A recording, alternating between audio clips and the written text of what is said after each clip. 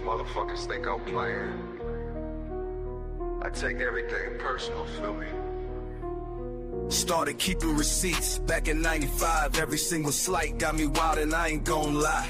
Wrote your name down in my black book with a star. Now your whole operation about to fall apart. I remember what you... Man, what up, people? Man, I was looking at this and then I was like, you know what? Let me just back up and share this with everybody. Let's get very petty. Okay. It says, the title, everyone laughed at him. Then he disappeared for 8 months.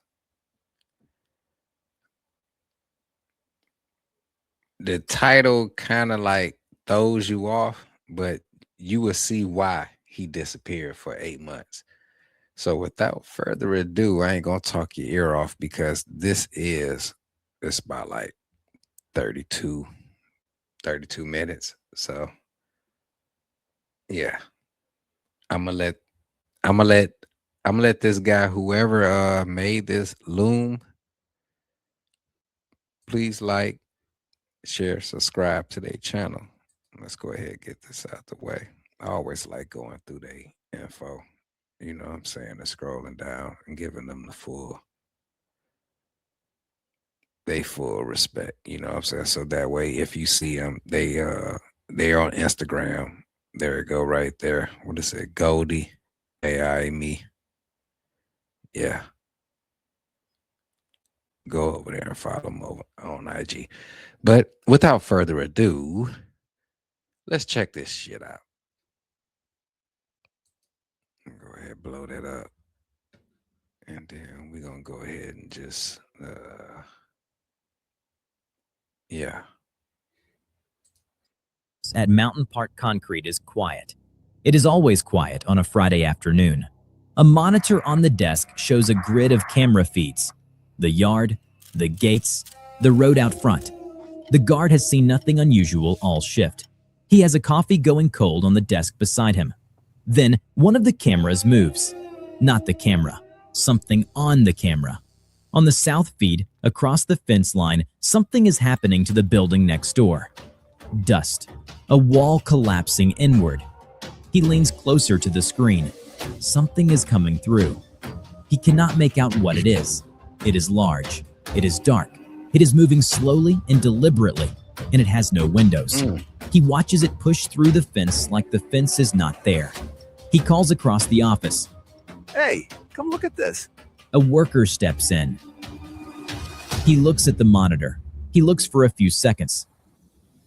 Is that a tank? Outside, in the concrete yard, a foreman is the first to see it with his own eyes. He is standing near the loading area when he hears it. A low diesel groan. Then a sound like a building clearing its throat. Then the perimeter fence folding flat. He turns around. He runs. He pulls out his phone as he runs. He dials 911. The dispatcher answers on the second ring. He says, "There is a tank. There's a tank coming through the fence at Mountain Park Concrete on the south side of town." The dispatcher asks him to repeat that. "A tank. A military tank. It is inside the property right now." There is a pause on the line. Sir, this is Granby, Colorado. He is about to answer when the wall of the administrative building 20 feet behind him comes in. The first police cruiser is already pulling onto the road when the call comes through. A disturbance, possible heavy machinery, multiple reports, south side of town. The officer does not know what to expect. He has worked this county for 6 years. The worst things he has dealt with are drunk drivers and the occasional bar fight. Right. He turns onto Grand Avenue and stops the car. And ninjas like In me. front of him, moving at a slow and steady pace, is something he has no name for. It is enormous. It is sealed in steel on every surface. There are no windows, no markings, no visible entry point anywhere on its body. It is not a tractor. It is not a piece of construction equipment. It does not look like anything he has been trained to respond to. He picks up the radio. He is not sure how to describe what he is looking at. He tries anyway. The voice on the other end asks him to repeat. He repeats it. There is a silence. He steps out of the car. He draws his weapon. He fires. The round hits the steel and drops into the road. He fires again. Same result. He gets back in the car. Why? He locks the door. He picks up the radio again. He says, The bullets are not working. the machine doesn't speed up. It doesn't slow down. It turns onto Main Street at 5 miles Bullets are per hour, working, they're not the effective. pace of a person walking fast. And it keeps moving. Nobody in Granby knows who is inside. Nobody knows where it is going. Nobody has anything that can stop it. I Who mean, built this? How long has it been coming? just send the And rocket. why? Just send the rocket. This is mean- Marvin Heemeyer. Just send the rocket. He is not from Granby. He was born in October 1947 in South Dakota. He grows up mechanical, the kind of person who takes things apart to understand them and puts them back together better than they were. He learns to weld. He develops the patience of a craftsman and the stubbornness of a man who believes that a job done wrong is not done. By the late 1980s, he is in his 40s. He works in automotive repair, specializing in mufflers and exhaust systems. He is good at it, the kind of shop that can fix what other places turn away. He is quiet, methodical, precise. He does not say something twice. He either solves a problem or he doesn't. In 1992, he comes to Granby. The town is small and clean and tucked against the mountains. It smells of pine and cold mornings. Oh, Two wow. land parcels come up for auction. The seller is the Resolution Trust Corporation, a federal agency liquidating assets from failed savings and loans. The land sits on the south edge of town, a little isolated. There is one access road running north between neighboring properties. Heemeyer bids. He wins. He pays $42,000.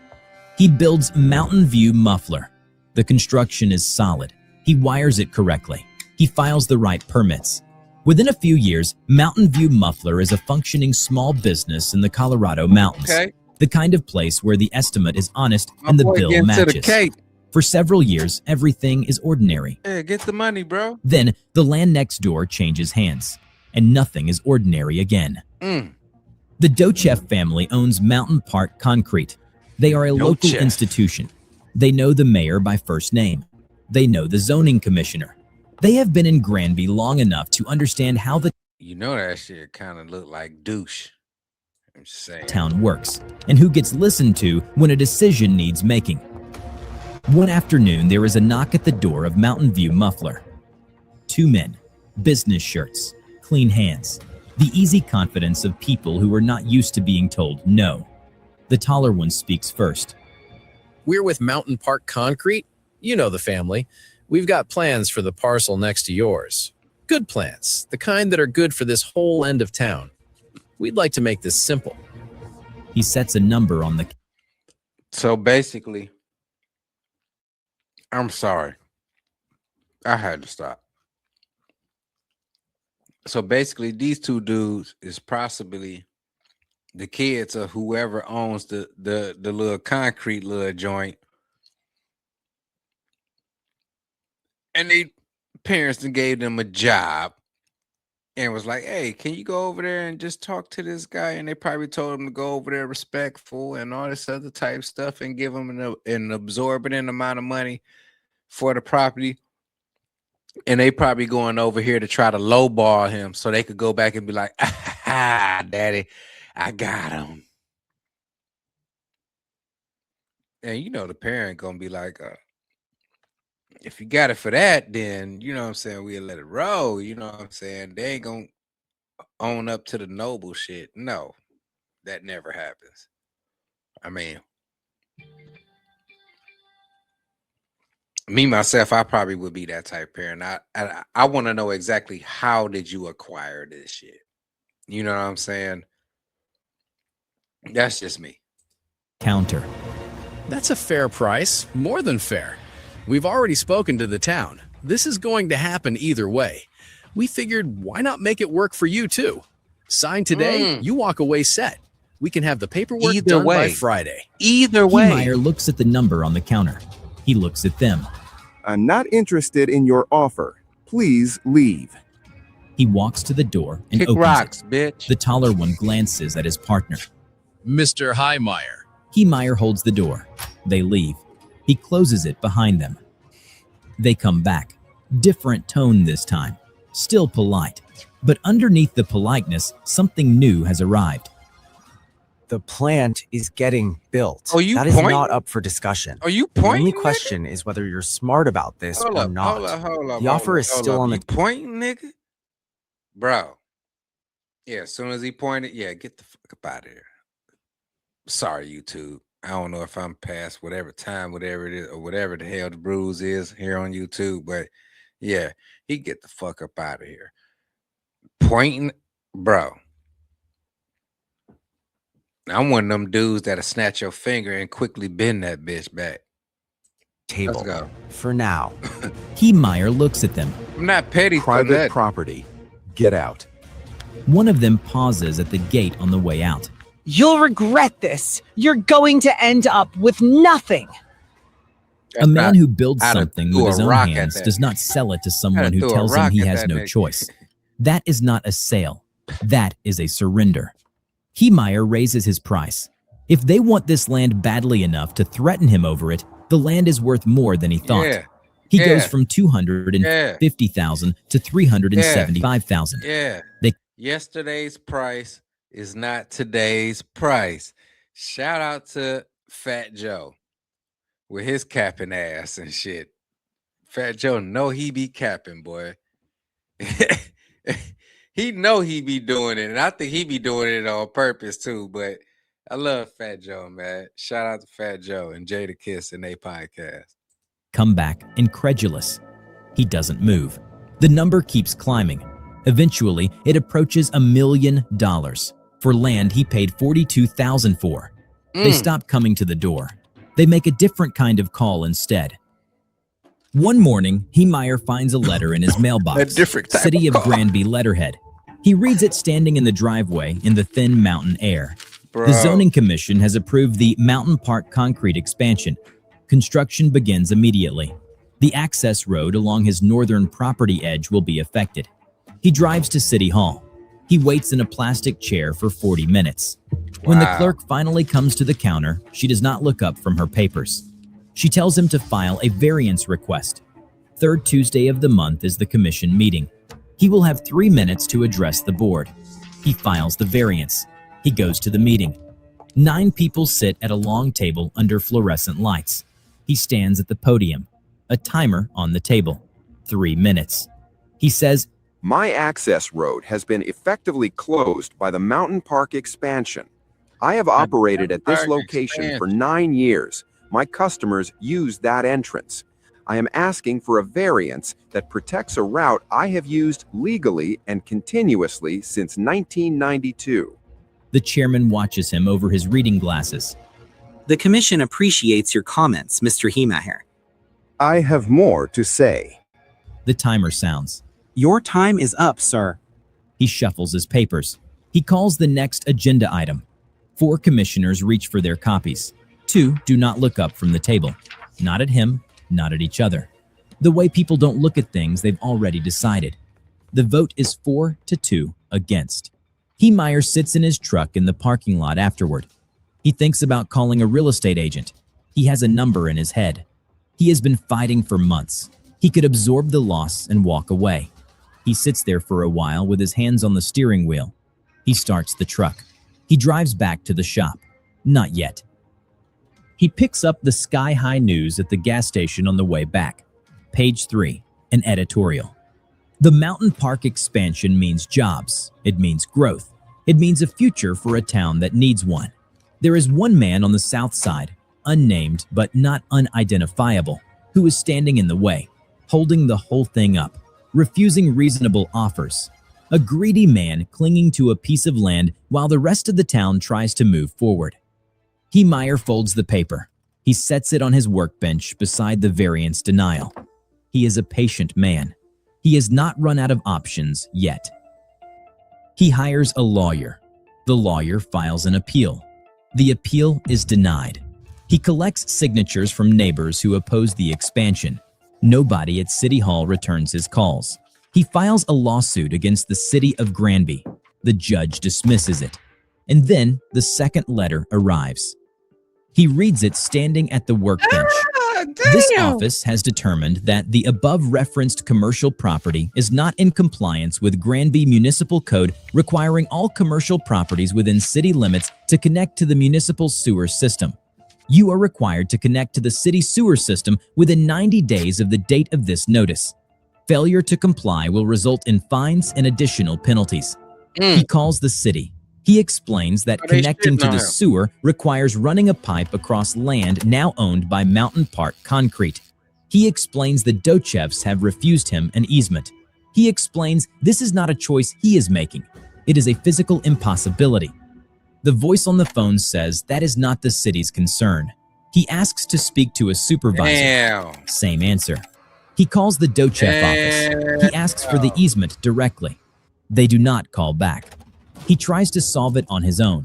He routes the wastewater with a gasoline pump into an irrigation ditch behind the property. It is not elegant, but it functions. For 6 weeks, it holds. He thinks, maybe no one looks too closely at a muffler shop on the south side of town. Maybe this is enough. The sanitation district comes out to inspect. Wow. He tries a second route. There is a neighbor's sewer line close enough to tap if he runs the pipe himself. He does the work at night. He tests it. It holds for 3 weeks, long enough that he starts to think the problem is solved. The district finds that one too. 90 days pass. The third letter arrives. $2,500. Code violation. Failure to connect to municipal sewer system. Additional violation. Derelict vehicles on property. He reads the name of the official who signed it. He writes a check for $2,500. He writes one word on the memo line. Cowards. He adds a note referencing the Department of Cowards and Liars. I would have wrote, and I'm going to say this in my too short voice. Bitch. Mails it. He buys a bulldozer. Not to build an armored vehicle. Not yet. He finds a Komatsu D355A at an auction in California. 49 tons, 400 horsepower. Tracks 3 feet wide. Okay. He hauls it back to Granby. His plan is to build his own access road around the blocked northern entrance. Clear the ground himself. Make a route. He files for a construction permit. The city denies it. He stands in his garage and looks at the machine. He has filed every form, attended every meeting, hired a lawyer, collected signatures, appealed, sued, called, written, paid fines for violations he had been. If this is a white man and white people are doing this to a white man, us black people have no hope. Prevented from fixing. He has done everything a person is supposed to do. Every door is locked. This is wild. Nobody knows exactly when the plan takes shape.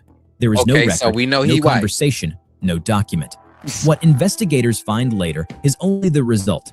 A machine that took approximately 18 months to build in complete secrecy. He rents out the muffler shop. He sells off personal property, reportedly for significantly more than his original investment. He keeps one thing, the right to use the garage. He goes inside. He doesn't tell anyone, not a neighbor, not a family member, not a friend. We about to sell some drugs? He just works. The Komatsu D355A is not a subtle machine. To understand what Haymeyer builds onto it, start with one question. What stops a bullet?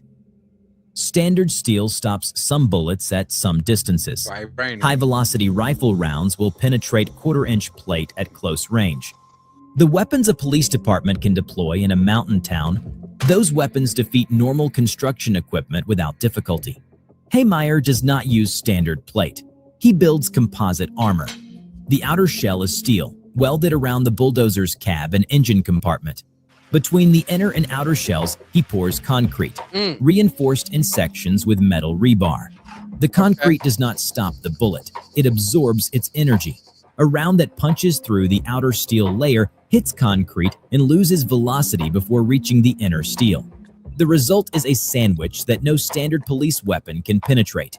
He Hey. covers the engine compartment, the cab, the hydraulic lines. He runs new conduits boy is inside on protective it. steel channels welded to He the own chassis. it. He works methodically, section by section, over many months. The cab Boy. presents a different problem. A bulldozer Boy, these YNs out here could never understand the level of thought, you know what I'm saying, that he put into this shit. They won't do this. They won't do this. This dude right here probably grew up off of Mr. Rogers and Sesame Street. Well, he probably older than that. You know what I'm saying? I think this story is kind of like way, way older. So he probably grew up on like some black and white Western shit. You know what I'm saying? I don't know, but I think this is a little bit older. But yeah, yeah, these YNs out here now, you know what I'm saying? They would have never did no shit like this, nor would they have acquired the skills in their lifetime to ever pull some shit like this off. To buy a damn bulldozer and then attach all that extra shit to it, dog. Fuck out of here. operator sees forward through a large glass panel. In Haymeyer's machine, there is no glass. He has no sight lines from inside. He installs cameras, 5 of them mounted at strategic angles across the exterior. Each feeds to one of 3 monitors inside the sealed cab. He will drive the entire operation through these screens, navigating a 28-foot armored machine through downtown Granby entirely by video feed. Each camera sits behind bulletproof polycarbonate with a steel shield in front, leaving only a narrow slot for the lens. To hit the camera with a rifle round requires an exact perpendicular shot at very close range. Any angle and it ricochets. He installs ventilation, a compressed air line to clear dust from the lenses, a music system. The specifications on paper are all— Whoa. Can't let that go. Can't let that shit go. a music. This nigga installed a music system.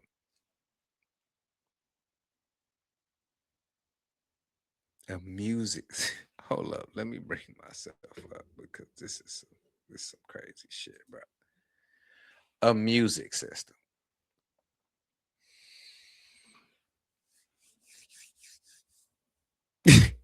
That's some nigga shit right there, boy.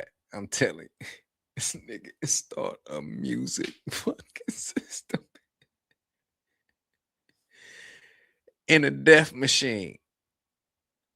Because that's exactly what he's building, a death machine. If he's building something to surround himself and to stop bullets and all this other type shit, he getting ready to do something dangerous. I love it. I love it. I mean, yeah, I love it. Hold on, let me get my screen right. And she is near.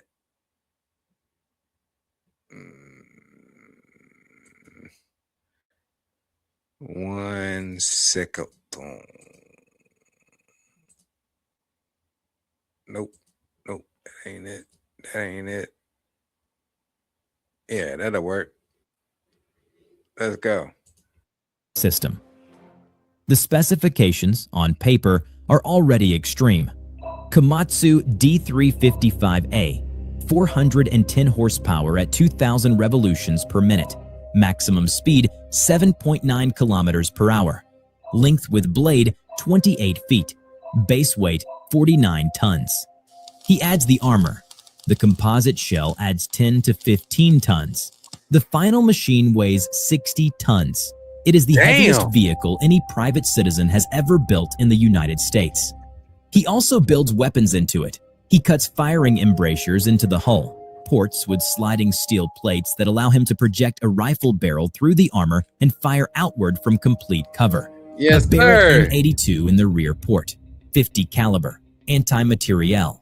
The kind of round designed to disable engine blocks and pierce industrial steel. A Ruger Mini 14 on the right flank, a 308 in the front port, a fourth rifle in reserve, a 9mm and a .357 Magnum within reach of the operator's seat. Then he coats the entire exterior in thick industrial axle grease. If anyone climbs onto this machine, they will find nothing to hold on to. He has thought through that too. When the armor sections are complete, he builds a custom crane inside the garage. He uses it to lower the completed armor capsule onto the bulldozer's cab. Then he climbs inside. He has stocked it for a siege. Water, food, cans of Slim Fast, a medical kit, enough provisions for a week if it comes to that. He positions himself at the controls. He checks the monitors. He reaches back and finds the last open seams, the access points left for the crane hooks, and welds them shut from the inside. There is now no way into the machine from outside. There is no way out from inside. 18 months. Done. He is sealed in a 60-ton machine with 5 cameras and 400 horsepower and a list of addresses. Outside the garage, Granby runs its ordinary life. Neighbors near the garage report unusual sounds. Metal on metal, occasional engine. Wait.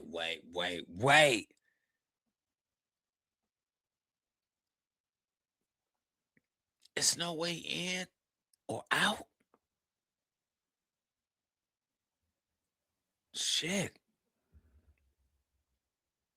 Yeah. He playing for this shit to end. Test. Damn. The door is sometimes left slightly open. Something large sits under tarps inside. But this is a construction zone beside a concrete plant. Large machinery is unremarkable here. One neighbor later says she thought he was working on farm equipment. She is not entirely wrong. Some evenings, the grinding carries in the mountain air, a metallic rhythm, steady, patient, deliberate. The kind of sound that makes you glance up from what you're doing and then go back to it. Nobody on the south side of town thinks much about it. There is a concrete plant next door. There is always noise here. It is the kind of sound that means nothing until, one day, it means everything. June 3rd, 2004. The night before. He sits inside the machine in the dark garage. The armor is complete. The cameras are mounted. The monitors work. He speaks into a recorder for approximately 50 minutes. It's time to roll out. Roll out. Roll out. Roll out.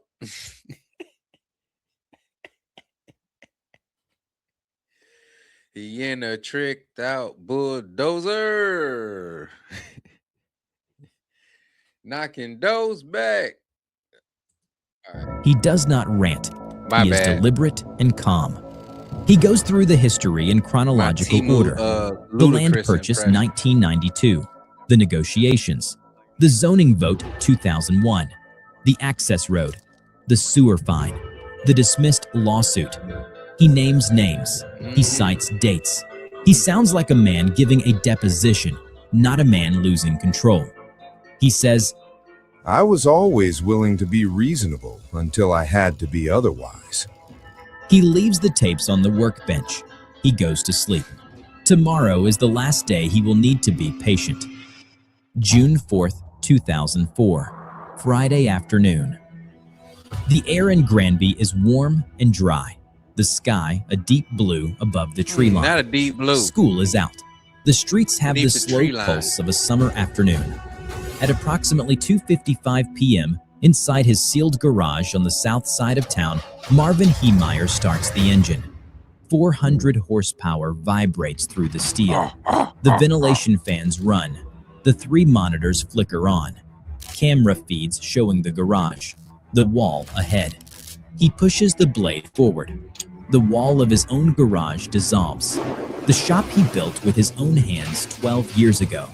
He drives through it like it is paper. He emerges into daylight. He turns south, 5 miles per hour. The first call comes in at 3:02 p.m. The Granby Police Department has 4 full-time officers. The Grant County Sheriff has a small team. Colorado State Patrol is notified. The first officer to arrive pulls his cruiser across the road. The machine does not slow. It pushes the cruiser aside, steadily. the way a river moves around a stone. The officer empties his pistol at the armored cab. You fool. Every round falls into the dust. His first target is Mountain Park Concrete. Mess around and He pushes shoot through the somebody. front gate. He drives into the wall of the administrative building, where the expansion permits were filed, where the decisions were made that closed his road. Yes, sir. The front wall comes in. He keeps moving. Keep going. He drives through the production building. He pushes through a concrete pumping truck parked in the yard. Yes, sir. Cody Dochev does not run. He fires a handgun directly at the hull. The rounds drop into the dirt. You fool. He climbs into a front end loader and drives it straight at the machine. You fool. Trying to ram it, trying to wedge the bucket into the tracks, trying to stop 60 tons with everything he has. Keymeyer rotates. A firing port comes to bear. He opens fire through the embrasure. Rifle rounds aim directly at Dochev's cab. Dochev raises the bucket between himself and the barrel. Later, investigators count 9 bullet holes in it. Dochev backs off. He is alive because of the steel between him and the gun. He watches the machine finish the plant and turn north. The Dochev family's buildings are gone. He turns north toward downtown. Grand Avenue. Bro, if y'all ever seen one of them one of them joints, you know the steel on that boy is, you know what I'm saying, paws thick. You know what I'm saying? Man, the bullets made holes in it, dog. Ooh. Downtown Granby. Whoa. The law enforcement perimeter is forming at the edges. Granby PD, sheriff's deputies, state patrol, trying to contain the machine and keep civilians back. Awful. None of them can stop it. He drives into City Hall, the building where the zoning commission voted, where the appeals were processed and returned marked denied. What his monitors cannot show him is what is happening inside the lower level. The Granby Public Library, a class of elementary school children in the middle of story hour. Shit. A sheriff's sergeant tracking the machine on foot realizes in real time that his own son is in that building. The county's reverse 911 system pushes evacuation warnings to every phone inside. They get out with minutes to spare. Okay. Haymeyer does not pause. He drives into the front of it. The facade comes in. He reverses. He drives. F them kids. He said F them kids. I'm quite sure he knew what was what. He ain't give a damn about anything anymore. Y'all done pushed that man all the way to the limits. Just because he didn't want to sell his property, y'all was damn in bucket with these fools. The big corporation or whatever it is that's in town and shit that's buying up all the damn property or doing whatever the hell they wanted to do. But because he didn't sell, and because y'all homeboys with them, and he told y'all to make it hard on this man, pause, you know what I'm saying? This man tried all avenues to get around it. And you guys, man, this is what y'all get, bro. I hate to say it like this. I mean, I'm not, well, I have to say this. I'm not the one that condone violence and all this other type stuff. But sometimes in the end, it's kind of like, this is just what happens. This is going to be the outcome. Sometimes when you got people that's in real, I guess you would say like, people in real positions and they're not solid people. Yeah, that's the best way I could put it. You know what I'm saying? I'm trying to be good. I'm trying to be a better petty in 2026. So yeah. A person that's not on the up and up, you know what I'm saying? I mean, it's just terrible to make deals with these type people. It's one of the reasons why I just don't mess around with people, period. But we all know it's slimes out here. Forward again, then moves on. The Sky High News is next, the paper that ran the editorial, the one he folded and set on his workbench beside the variance denial. Haymeyer drives into the building. The newspaper does not print its next edition on schedule. He continues to the house of Tilma Thompson, widow of a former mayor whose late husband was involved in early decisions against him. He causes significant damage. This is the petty shit that I'm talking about. He has a list. He has a list. And even if you ain't stayed there no more, he's coming to knock that BS down. He don't care. He's coming after anybody who is affiliated with the people that's down there. You gotta go to. He on some Tupac shit. If you want to be down with Bad Boy, F you too. Chino XL, F you too. All you motherfuckers. Equipment owned by XL Energy, a concrete pumping truck. Every target is on a list. 107 names. He compiled over years. He is not improvising, he is executing. Officers are firing continuously. Police have deployed everything they have. Service pistols, shotguns, rifle caliber weapons, stun grenades that bounce off the steel exterior. A county road crew arrives with a front end loader. An operator tries to block the machine head on. The 60-ton Komatsu pushes it aside without slowing. Damn right. An officer manages to drop a flashbang stun grenade directly down the vertical exhaust pipe. It detonates inside the engine housing. The 410 horsepower diesel does not slow. Undersheriff Glenn Trainer makes a decision that has no tactical logic to it. Killdozer. He jumps onto the machine.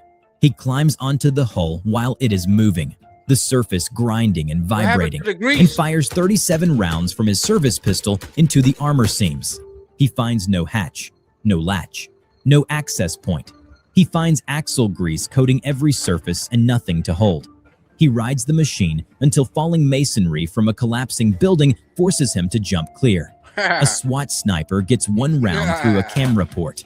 Haymeyer navigates on 4 cameras instead of 5. He does not stop. 200 bullets. A flashbang in the exhaust. A man riding the hull firing point blank into the seams. Every option Grand County has. None of it has mattered. There is nothing here that stops it. He turns toward the independent propane company storage yard.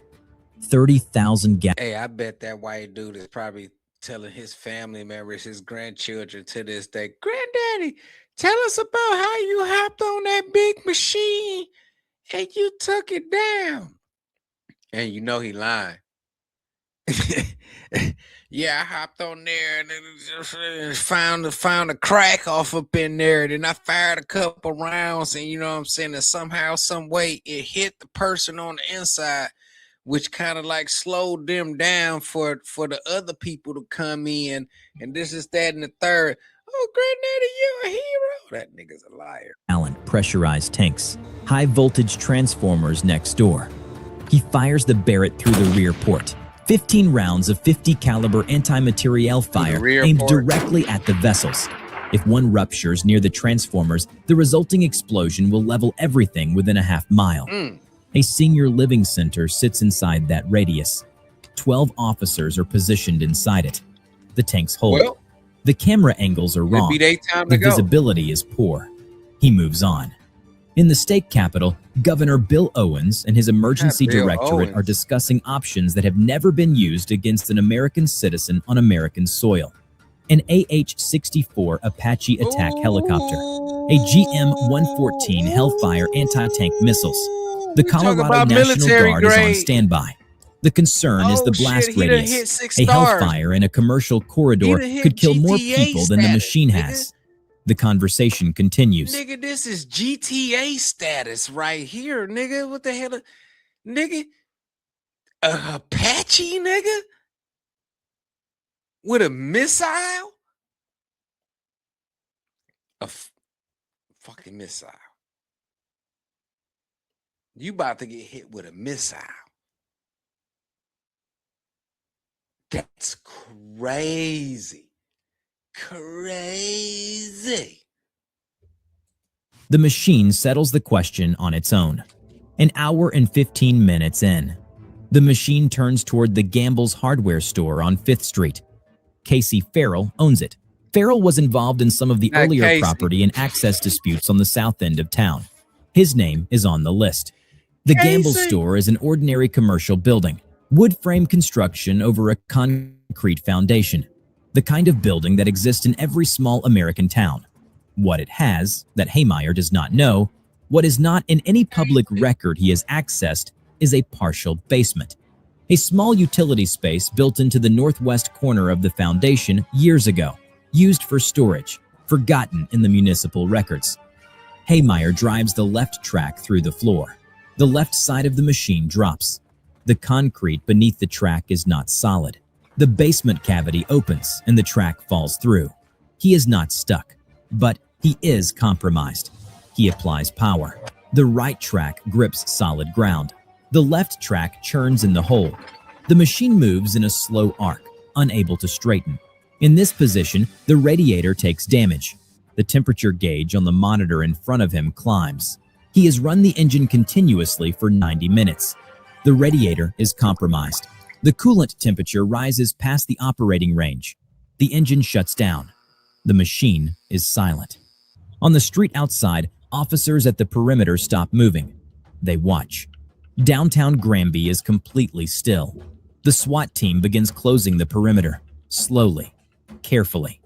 Inside the capsule, Marvin Haymeyer sits in a dead machine. The monitors still show 2 camera feeds. The engine is off.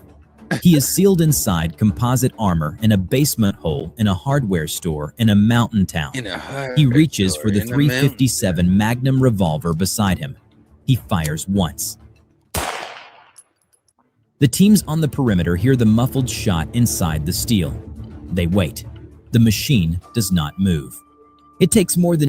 My bad, y'all. When y'all see me wave like this, that's me signaling my camera to go into tracking mode.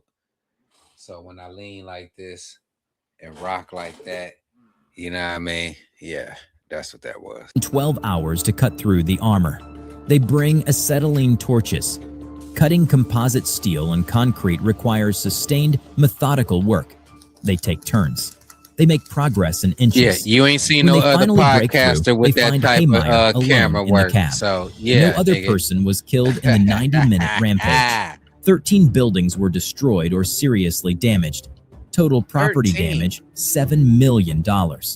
Over 200 rounds were fired at the machine by law enforcement. None penetrated. Right. The Komatsu D355A is too large and too damaged to remove intact. Pause. They cut it apart in the basement where it sits, in pieces. Damn. The tapes are found where he left them.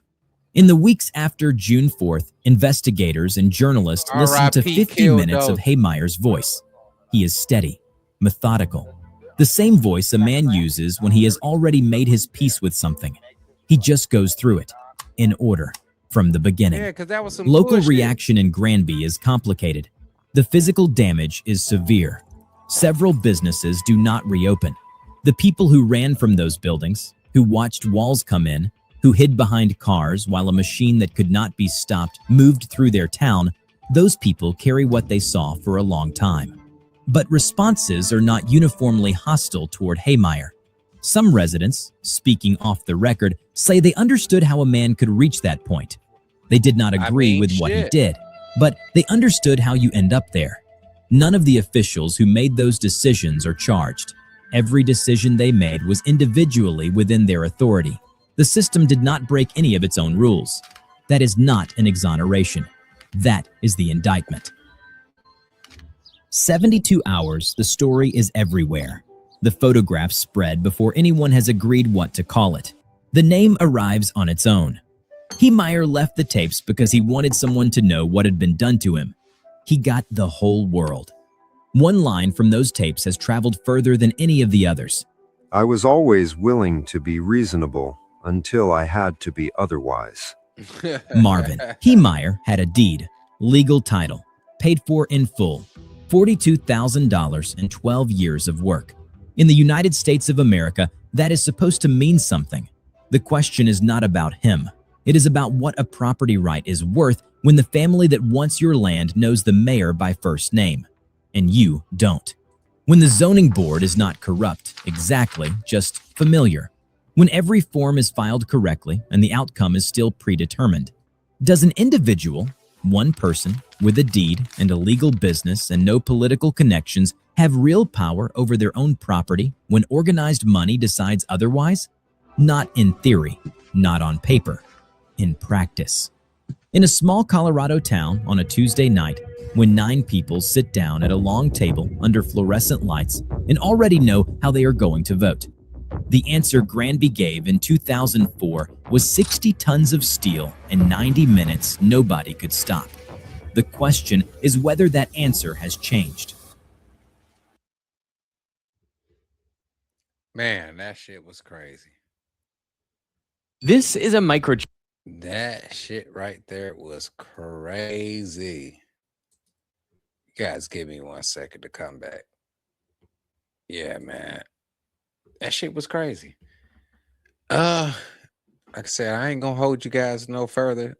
Just let me know what you think about this video in the comments below. I'm actually trying to find a decent picture to make a thumbnail for this shit. So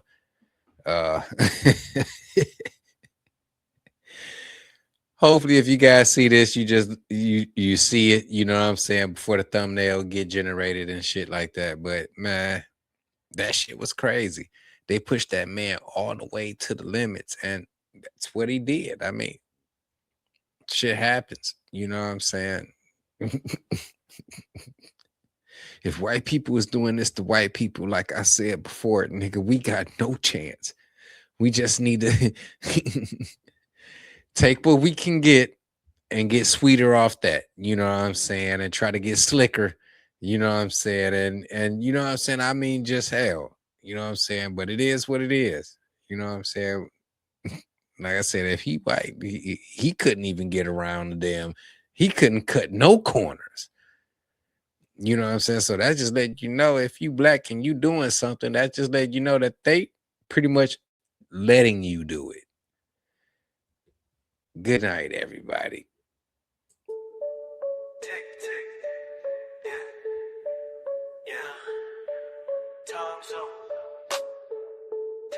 Let's go. Every second passes by, I watch you fall behind. Think you're running fast, but man, you're out of time. Looking at my wrist, yeah, the numbers don't lie. You've been counting wrong while I multiply. Patience running down like the minute hand. Moving too slow while I'm making my plan. Tick, tick on the clock when I hit the spot. You ain't got what I got, now watch me pop. Time is ticking, watch it count down. Time is ticking, hear that sound. Time is ticking, ain't no crown. Time is ticking, hit the ground. Hey, time is started at the bottom, now I'm at the top. You still at 0 while these numbers drop. Counting all my wins while you counting sheep. Better check your watch, cause this flow runs deep. Think you got forever, better think again. Every minute passes shows you just pretend.